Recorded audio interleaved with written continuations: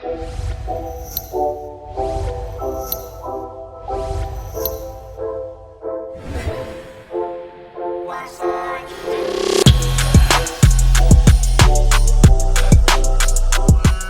Terrence Gangsta Williams, aka OG Giggity, aka Mr. Answer Right Back, aka the People's Champ. Right now I'm rocking with the Nation of Podcast. This exclusive here. Make sure y'all tune in. Wow. Next up, so I was watching the interviews. Rippa, aka Skip. He said he admittedly got robbed by, your homeboy Sterling, and he was involved with the passing of Sterling. He also tried to expose some paperwork and said that you told on him to the police on more than one occasion. He said that whatever situation happened to Sterling happened in front of you and you ran, even though you had a gun. So I want to get your side of that just to clear everything up. All right. First of all, I didn't know who Rippa was, never met this guy, never had seen him or heard of him, right? This story he made about coming into Magnolia, shooting dice, and Sterling, this is the story he said Sterling come behind him and grabbed him and go in his pocket and took his money, right? This guy, Rippa, like 6'1", 6'2", he's 6 foot tall, right? Right. So, how can one man, now his story to sound more believable had he said that Sterling snuck behind him and grabbed him in a bear hug, and then I went in his pocket and took his money. Because mind you, if a person come behind you and grab you, he got to take one hand loose to go in your pocket. Facts. So how can a man, and we used to rob dice game. Now, Killer Stone, the homie Sweet P, all them, they used to shoot dice, true. But this guy didn't come out there and shoot no dice. Sterling ain't just do that kind of stuff. What happened, see, this is what they did. They started watching my video because his brother been home for 2 years. He been home for years, right? So now I guess they seen how I took to the internet.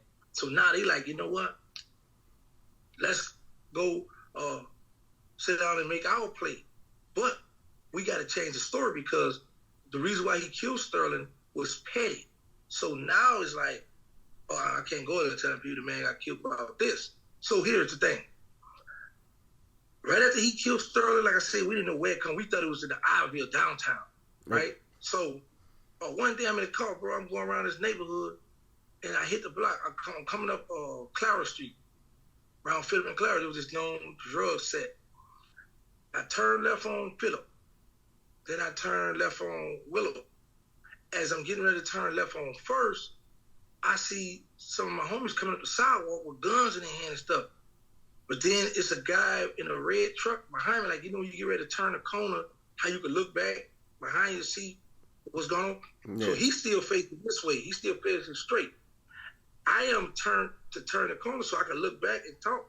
So I was like, well, who are you? He's like, yo, I'm Skip out the mail. I'm the one that did that to a boy. So I was like, you the one killed my dog. I said, what that was behind? He said, man, he got into one of my homeboys at the detail, stepped on his shoe, and I said, bro, you killed my homie behind something petty like that? He's like, yeah, bro, but I want to holler at you, man. So we hook up a time to meet up. But at this time, my people coming to the thing, I'm like, y'all chill out, because I don't want y'all to shoot at this dude. He pull off and get away. I need to make sure he's comfortable so I can close his coffin. So he wanted to meet in at this restaurant in the French Quarters. But I was like, that's downtown. That's across from the project where Sterling was killed. I'm not about to meet him in his territory where they might got something lined up. I said, let's meet at Piccadilly's. Now, he agreed, right? I go to the project. I hired these two big, strong brothers that used to smoke crack. They naturally big. They like 6'4" big. I said, look, I need y'all to come into this restaurant. When y'all see me walk up to this dude, shake his head, y'all come behind and grab him, handcuff him, and throw him in the car for him. It was like, all right, cool. So heaven, I never went, right? Because I was like, I'm going to play mind games with this guy. Because I had other heavy beef. I really underestimated this chump, right? So what happens is, right? You know you can't be doing that on YouTube, right? Yeah, I usually edit that part out. I usually can put a little thing on there. All right, cool. I appreciate you, though. You know, this is exclusive. Yeah. So now once it's going on now, I know who he is. So I tell Hot Bezo, I know who it is. I saw the dude. So now Hot got a baby mother that live in the MILF. So Hot I said, look, we're gonna bet, see who's gonna get him first. So one day I'm in the car and I see him around the MILF on the side street on the paper. I see him. It's broad daylight though. So I stopped, rolled the window. I was just Killer Stone Cutlass. I blew the horn. I got a Mac 11 moment there. I could have jumped out and added him out, but I didn't want to take a chance of putting the car apart, making noise, and he spotted, he hear it up or take out running. I wanted to make sure he was comfortable. I rolled the window out, blow the horn. He turned around, see me, throw the deuces up. I said, all right, I kept going. I said, this fool really is comfortable now. Man, right after that, I got a rental car in my name. I give Blabber the key. Hot tell him, man, let's go to the mill right quick. Go holler at my son. They go back there. Blabber don't know what Hot got, what his intentions are.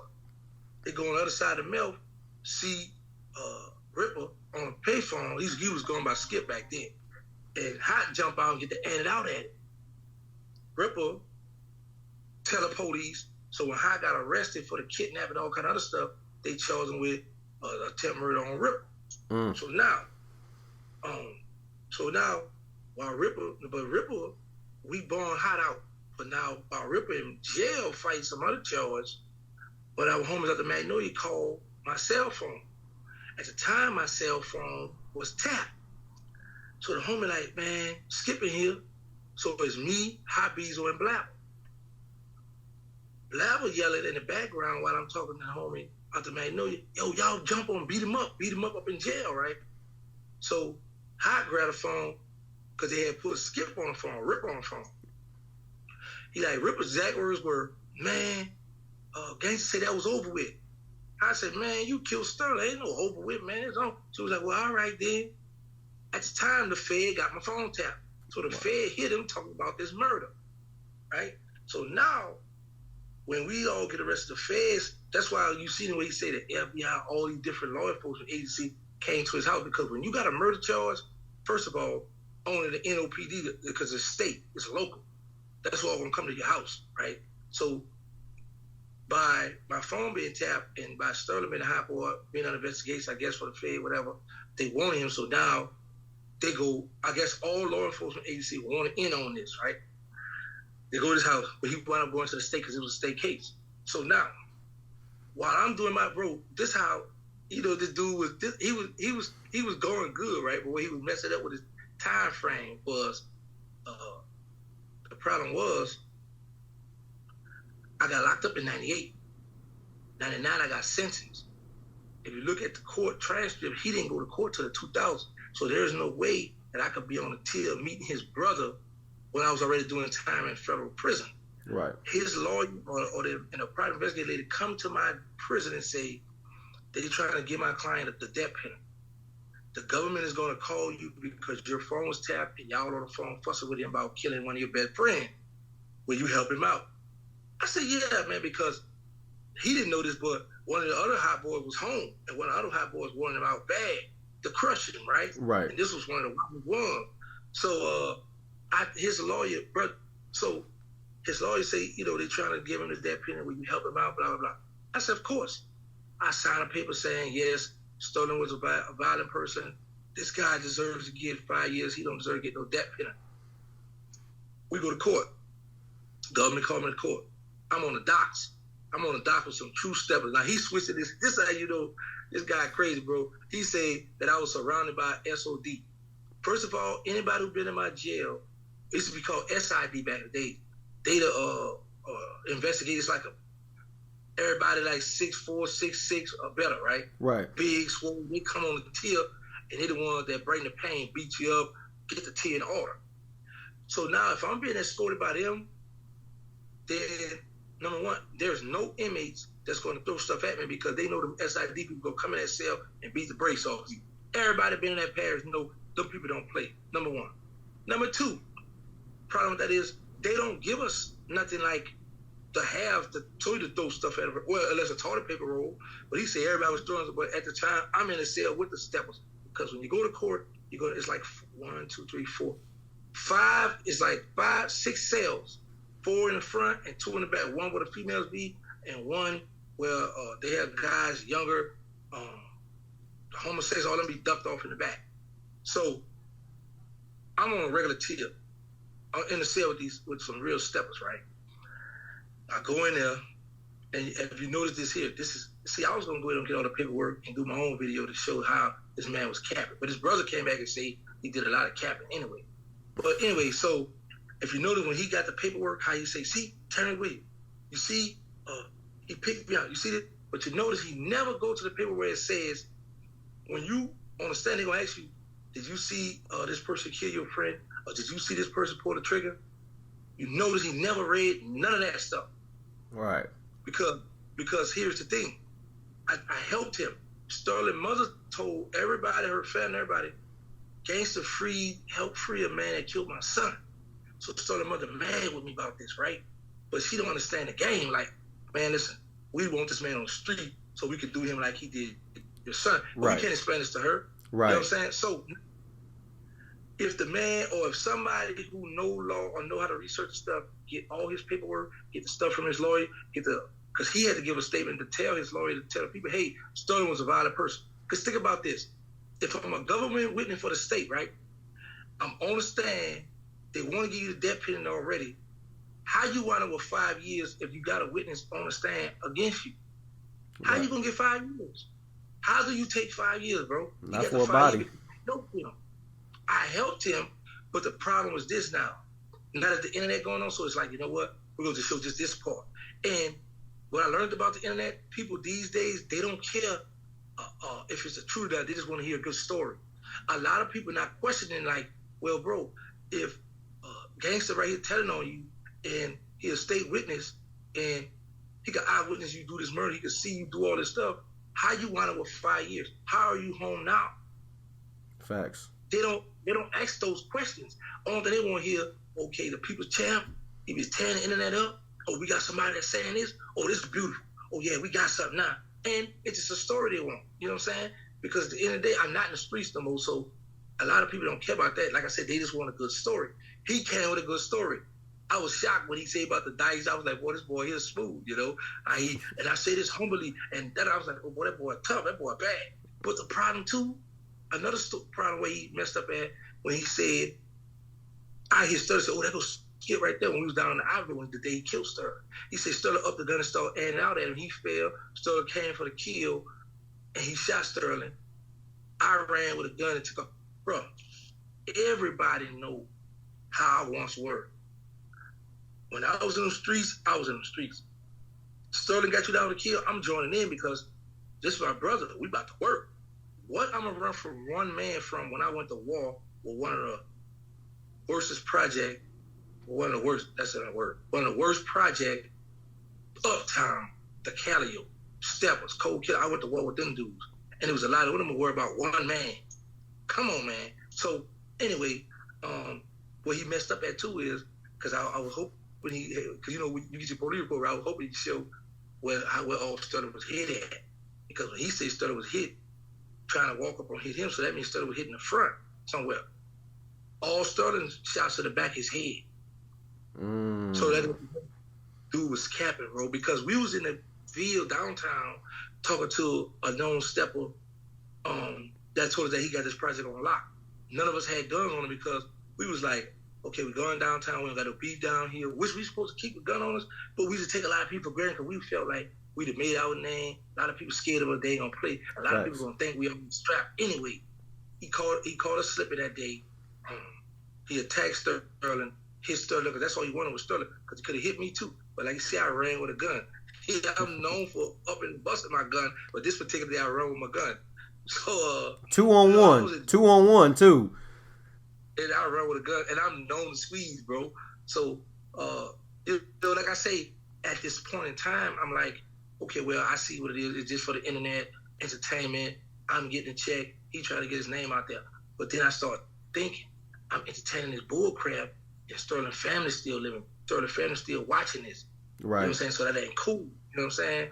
But at the moment, I got caught up in it, bro. And I was like, oh, this fool want to play? He lying? So I'm entertaining, and then certain stuff, when he say, people from New Orleans knew, oh, that story don't add up. Oh man, he lying. He playing. And people was buying it at first, but then when you go to asking these questions like the stuff I'm saying, they're like, yeah, hold up, Gangsta got a good point. But then I thought back on how a voice told me back in the days, finish your enemy. And that's what I get for helping him. But I didn't help him to help him. I helped him for him to get back to flush him back out to the streets. Facts. So he can get needed. But like I say, he playing on the paperwork showing one little part, but he's not showing the whole thing. He's not showing how I agree, yeah, Sterling was violent. Yeah, Sterling to pick on him. Yeah, Sterling was a bully. He's not showing all that. That's how he got 5 years. He's just showing the part for the internet. Look, y'all see his name? Y'all see this? Boom. And that's it. So people are like, oh, that's what it is. Okay, bro. But they're not questioning, how did you wind up with a 5-year sentence, bro? Facts. You know what I'm saying? Facts. But, yeah, but the reason why I was never tripping about the situation, because I already got the snitch jacket. I'm not tripping off that. Like I tell people, when you get on this internet, you're open. Your life is open now. You're open. It's fair game now. So people gonna come at you. You have to develop bulletproof emotions to keep it moving, right? But just my thing is, I just felt that, man, he took it a little too far with the cabin and line. Okay, listen. First of all, you went to jail. You killed a known stepper. Okay, cool. But when you go to adding the stories, how you jacket for the people, got to think. How can a man grab you and then take one hand to go where your hands at once he free one hand? You're supposed to be able to wiggle up out of that now. Facts, yeah. As hard as you know what I'm saying? But people not asking these questions. They just looking at, well, that's a believable story. And there's a bunch of youngsters on the internet, so they take that and run with it. You know what I'm saying? So I'm like, okay, let me entertain them niggas. I'm about to get a check off. And it was what it was, bro. But at the end of the day, man, the man did a lot of line capping. And I entertained the bull because I'm the people's champ. Mr. Answer right back. Answer right back. You know what I'm saying? So, and people want to hear my side of the story. So I got caught up in it, man. Then I realized, Ramadan, you get the chance to reflect and think because you're not drinking no water, you're not eating, you're not distracted. I was like, man, how do Sterling family feel about me? We living this, talking about this, and entertaining this, and keep breaking the man's name up. I was like, man, I'm down bad. I'm wrong for this. Entertaining this bull.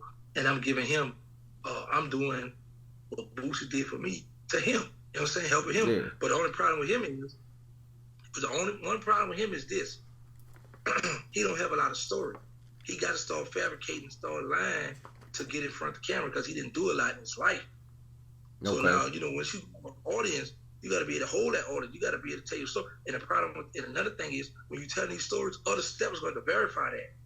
Just like before I came out, you had rappers, you had people talking about me before I came out. So now people, oh, you the one. Yeah, it's me. But you notice this. You know what I'm saying? You notice this. All the stories I've given, you notice I never talked about murdering somebody. Right. None of my stories. You know what I'm saying? Because I don't want to glorify that part, you know what I'm saying? Because I really was in the streets, you know what I'm saying? But and I could do that. I could talk about a lot of stuff because I got immunity for some murders. But I'm like, nah, I ain't gonna do that. I'm not gonna. And then I don't know, it's been like almost 30 years, 35 years, so some of that stuff. So I don't know who family and growed up, who's who. Right. I be thinking it's gonna look good and somebody hit my head, so I just stay out the way with that part. But, bro, like I said, bro, I'm just happy to be free. I feel like I won. When I tell people I feel like I won, I've been shot up on 3 different occasions. I've been stabbed. I've been in juvenile jail. I had juvenile life. I've been in state prison. I've been in the feds. Life sentence, 23 years, 10 months, and now I'm home to tell my story. So Thanks. I won.